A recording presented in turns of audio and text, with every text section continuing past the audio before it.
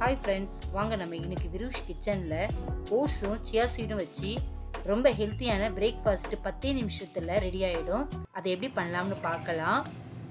இதுக்கு நான் ஒரு டம்ளர் தண்ணியில் 2 ஸ்பூன் அளவுக்கு சியா சீடு ஊற வச்சுக்கிறேன். நம்ம ஓட்ஸ் பண்ணுறதுக்கு ஒரு மணி நேரத்துக்கு முன்னாடியே ஊற வச்சுக்கோங்க. அப்போ தான் சியா சீடு நல்லா ஊறும். இதுக்கு 2 கிளாஸ் அளவு பால், நம்ம ஊற வச்ச சியா சீடு, ஒரு 10 பாதாம் நான் ஒரு 4 மணி நேரத்துக்கு முன்னாடி ஊற வச்சுருக்கேன். நீங்கள் வேணால் சுடு தண்ணியில் ஒரு 10 நிமிஷம் போட்டிங்கனாலே தோல் வந்துடும். ஒரு கப்பு ஓட்ஸு, ஒரு 4 பேரிச்சம்பழம். ஒரு பாத்திரத்தில் நம்ம எடுத்து வச்சுருக்கிற 2 கிளாஸ் பால், அதே அளவு 2 கிளாஸ் தண்ணி சேர்த்துக்கோங்க.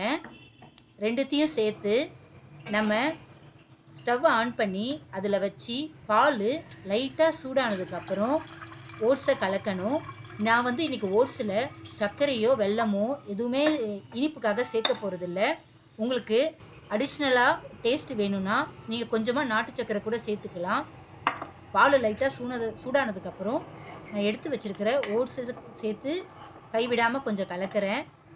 அது கெட்டி இல்லாமல் கலக்குங்க. பால் எவ்வளோ கொதி வருமோ அவ்வளோ நேரம்தான் ஓட்ஸ் வேகிறதுக்கும் ஆகும்.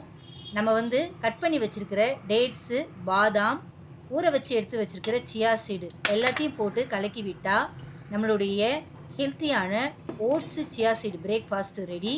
இதை நீங்கள் லைட்டாக டின்னர் சாப்பிட்ணுன்னு நினச்சா அப்போ கூட போட்டு சாப்பிட்லாம். இது வெயிட் லாஸ் பண்ணவங்களுக்கு ரொம்பவே யூஸ் ஆகும்.